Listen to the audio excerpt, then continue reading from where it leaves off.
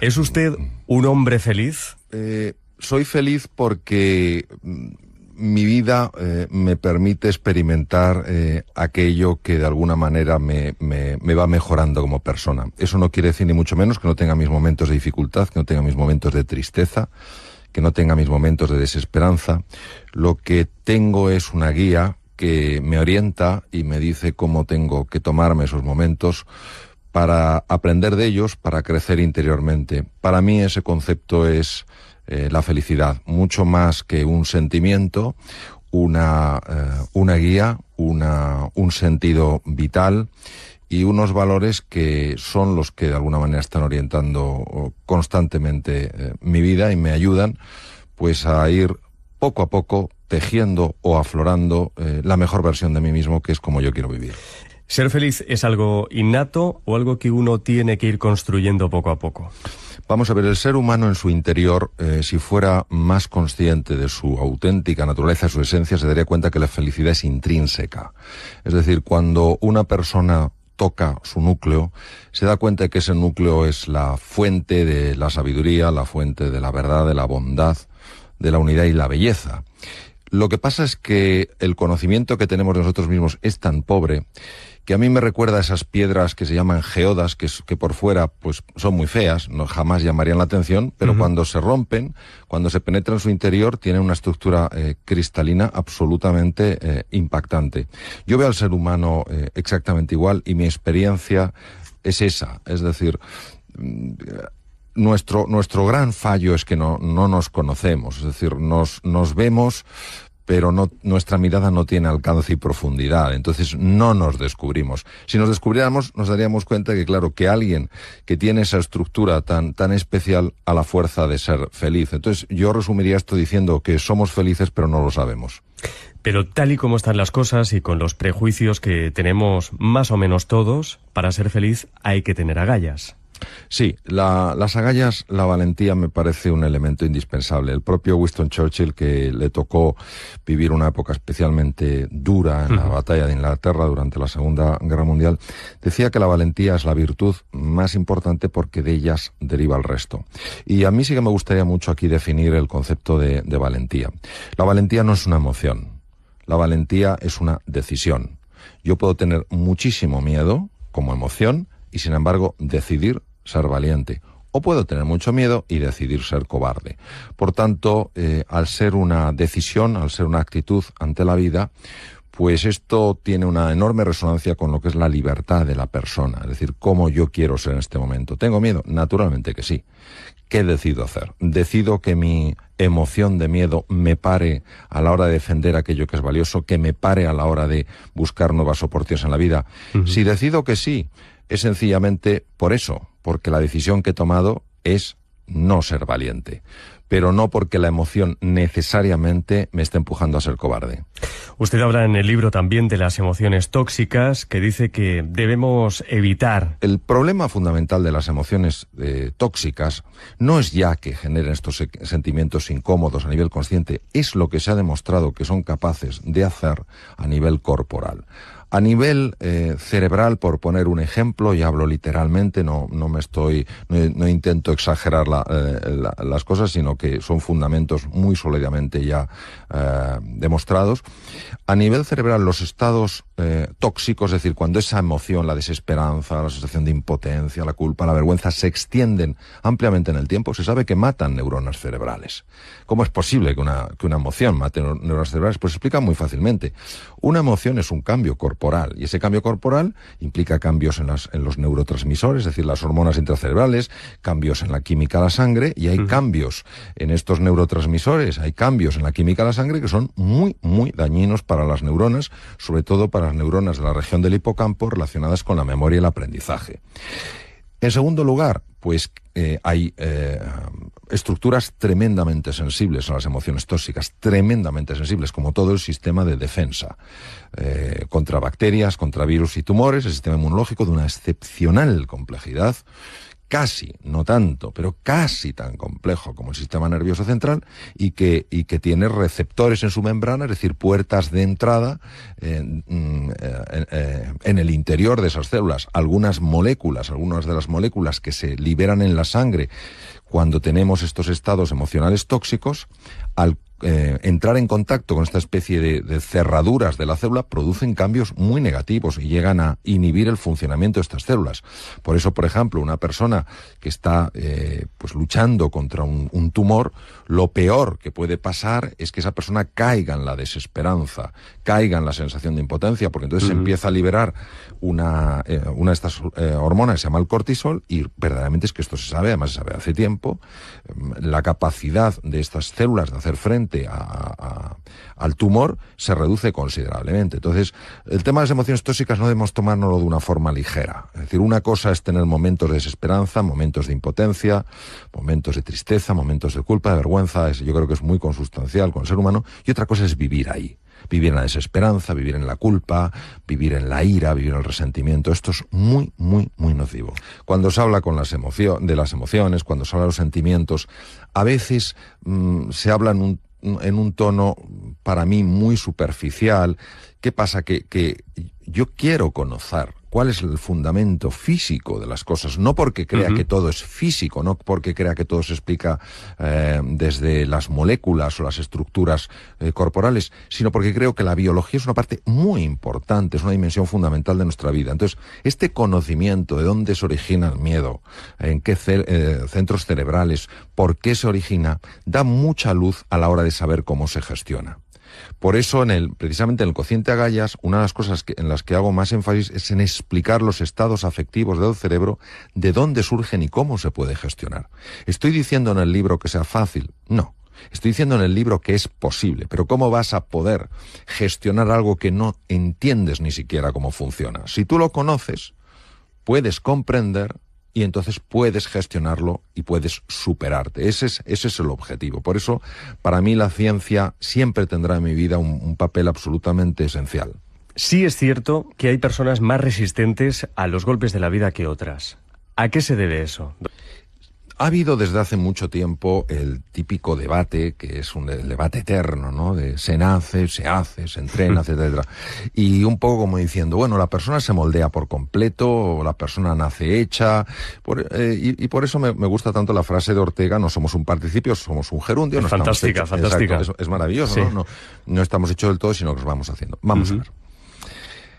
Hoy se sabe, porque se pueden utilizar tecnologías muy sofisticadas en niños muy pequeñitos, por ejemplo, poniéndoles unas gorritas que tienen electrodos y que por tanto pueden detectar la actividad cerebral, utilizando en niños un poquito más mayores cámaras de resonancia funcional magnética que no tienen radiación, que son campos magnéticos, y que una vez que el niño se ha acostumbrado a ese entorno, y para ello hay máquinas que son exactamente igual, pero no funcionan, pero hacen que el niño por lo menos se adapte a la máquina, y cuando se le pasa a la máquina auténtica no nota diferencia. Es que, claro, el funcionamiento de la máquina auténtica es carísimo. Entonces, claro, no se puede dar uno el lujo de que el niño se adapte en la máquina auténtica, porque eso son horas que es una fortuna lo que vale. Entonces, se ha podido ver que hay niños que nacen ya con una predisposición clara a ser más optimistas en la vida, y hay niños que nacen con una predisposición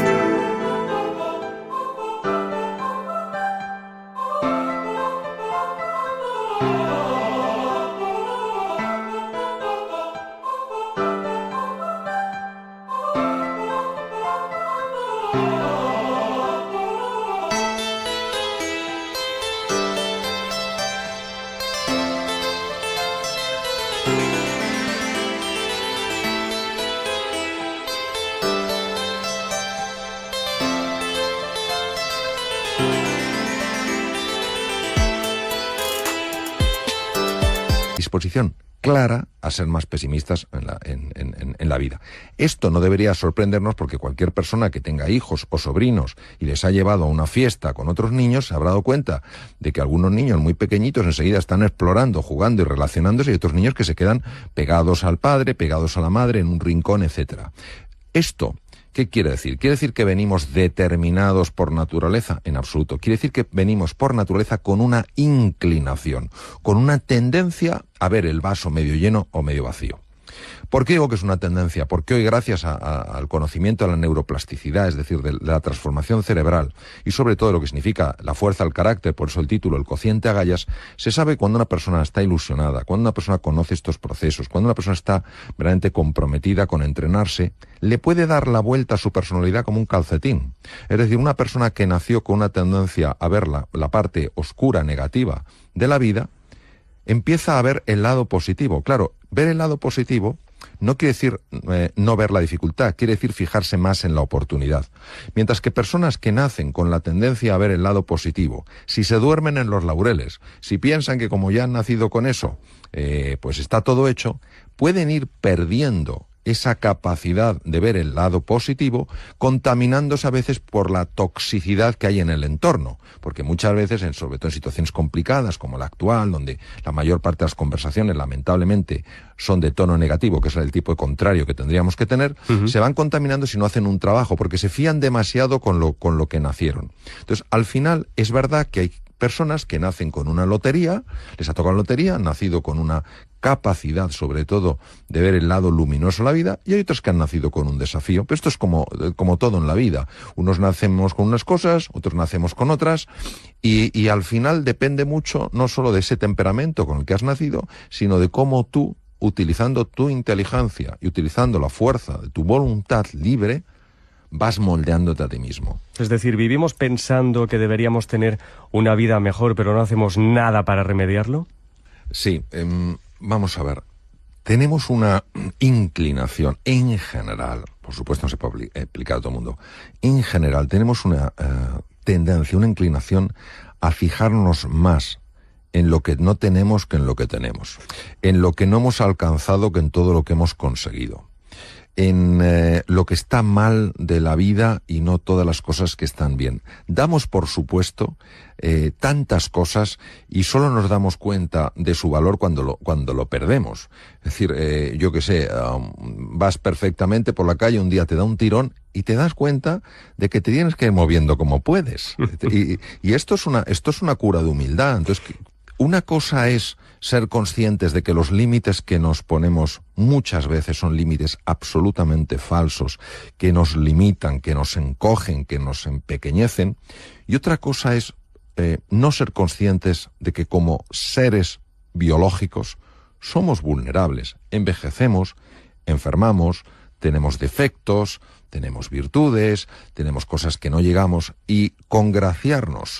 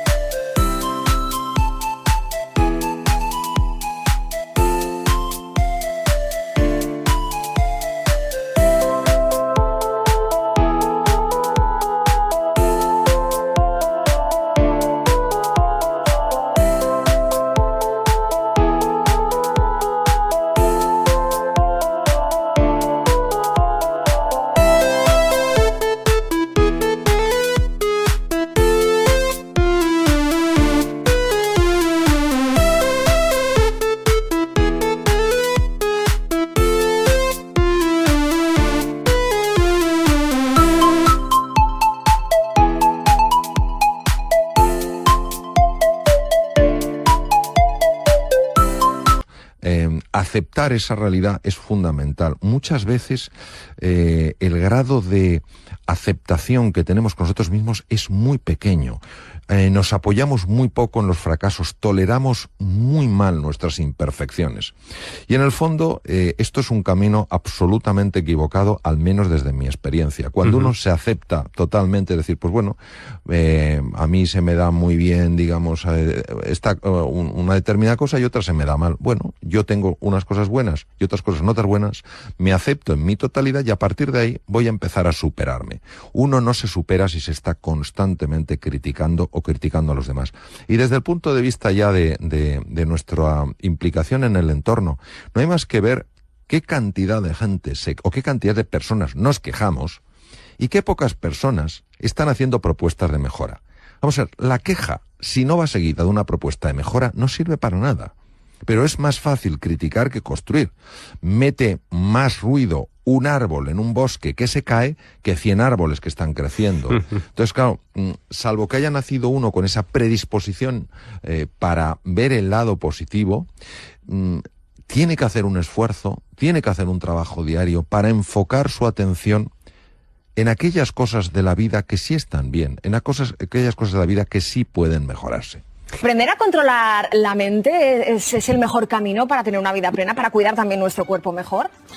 Yo casi cambiaría la palabra controlar por gestionar, porque controlar es como intentar dominar, intentar manipular, y la mente es demasiado poderosa como para eso. Sin embargo, gestionarla sí, y por supuesto la gestión de la mente transforma por completo la vida, ya que la mente tiene implicaciones en la salud física, obviamente en todo lo que son procesos mentales, e incluso tiene un impacto a nivel anímico. La actitud contemplativa es una actitud que lo que invita es a la serenidad, al descubrimiento y a saborear la vida. Lo mismo cuando se aplica a la comida, saborear la comida, no sencillamente engullir. Y la comida tiene mucha más importancia de lo que imaginamos. Está obviamente el tema del sabor, tiene implicaciones sobre todo en el funcionamiento de la flora bacteriana, lo que se llama la microbiota, que a su vez tiene un impacto directo en el funcionamiento del cerebro. Es muy frecuente hoy en día que las personas se quejen de trastornos digestivos, y parte de ese trastorno es por la cantidad de aire que se acumula.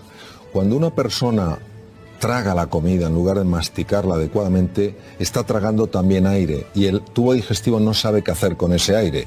Distiende las paredes del estómago, las paredes del colon, y esto genera un montón de problemas funcionales. Por otro lado, la salivación está hecha precisamente para eso, para digerir bien los alimentos. Todo esto, como comentaba antes, tiene una repercusión en el funcionamiento en conjunto del tubo digestivo.